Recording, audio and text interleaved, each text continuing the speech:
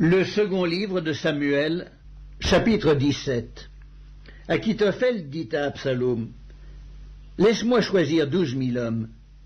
Je me lèverai et je poursuivrai David cette nuit même. Je le surprendrai pendant qu'il est fatigué et que ses mains sont affaiblies. Je l'épouvanterai, et tout le peuple qui est avec lui s'enfuira. Je frapperai le roi seul, et je ramènerai à toi tout le peuple. La mort de l'homme à qui tu en veux assurera le retour de tous, et tout le peuple sera en paix. » Cette parole plut à Absalom et à tous les anciens d'Israël. Cependant Absalom dit: « Appelez encore Uscaï l'Archien, et que nous entendions aussi ce qu'il dira. » Uscaï vint auprès d'Absalom, et Absalom lui dit: « Voici comment a parlé Achitophel.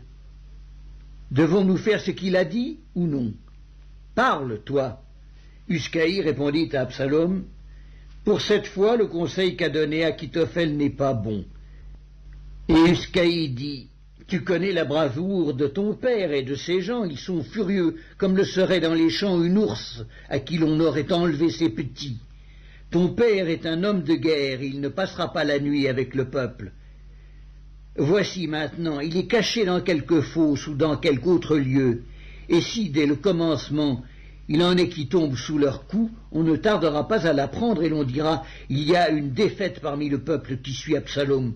Alors le plus vaillant, eût-il un cœur de lion, sera saisi d'épouvante, car tout Israël sait que ton père est un héros et qu'il a des braves avec lui. Je conseille donc que tout Israël se rassemble auprès de toi, depuis Dan jusqu'à Beersheba, multitude pareille au sable qui est sur le bord de la mer.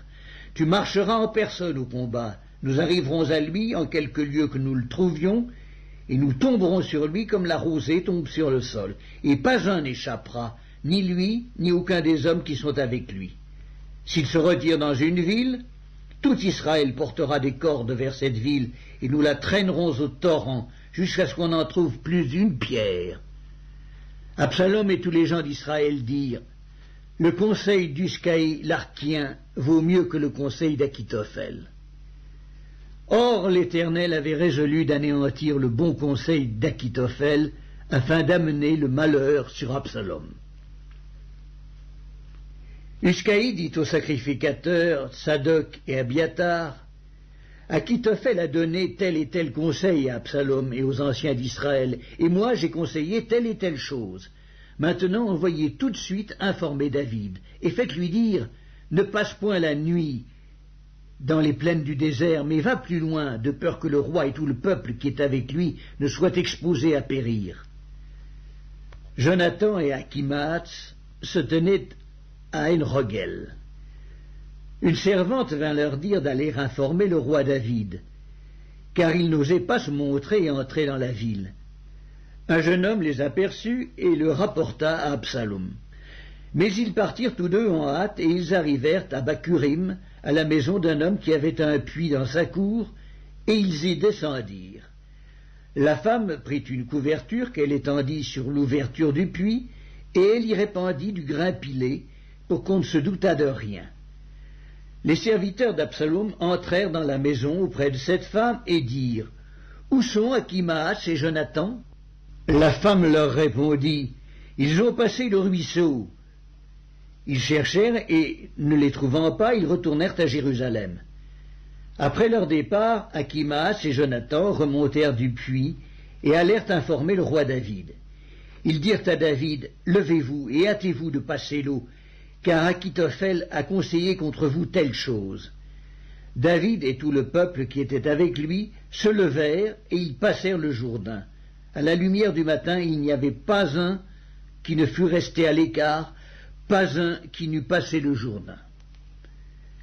Achitophel, voyant que son conseil n'était pas suivi, sella son âne et partit pour s'en aller chez lui dans sa ville. Il donna ses ordres à sa maison et il s'étrangla. C'est ainsi qu'il mourut, et on l'enterra dans le sépulcre de son père. David arriva à Mahanaïm, et Absalom passa le Jourdain, lui et tous les hommes d'Israël avec lui. Absalom mit Amasa à la tête de l'armée, en remplacement de Joab. Amasa était fils d'un homme appelé Jitra, l'Israélite, qui était allé vers Abigal, fille de Nachash et sœur de Tseruja, mère de Joab. Israël et Absalom campèrent dans le pays de Galaad. Lorsque David fut arrivé à Manaïm, Shobi, fils de Nachash, de Rabba, des fils d'Ammon, Makir, fils d'Ammiel, de Lodbar, et Barzilai, le Galaadite, de Roglim, apportèrent des lits, des bassins, des vases de terre, du froment, de l'orge, de la farine, du grain rôti, des fèves, des lentilles, des grains rôtis, du miel, de la crème, des brebis et des fromages de vache. Ils apportèrent ces choses à David et au peuple qui était avec lui, afin qu'ils mangeassent. Car ils disaient, ce peuple a dû souffrir de la faim, de la fatigue et de la soif dans le désert.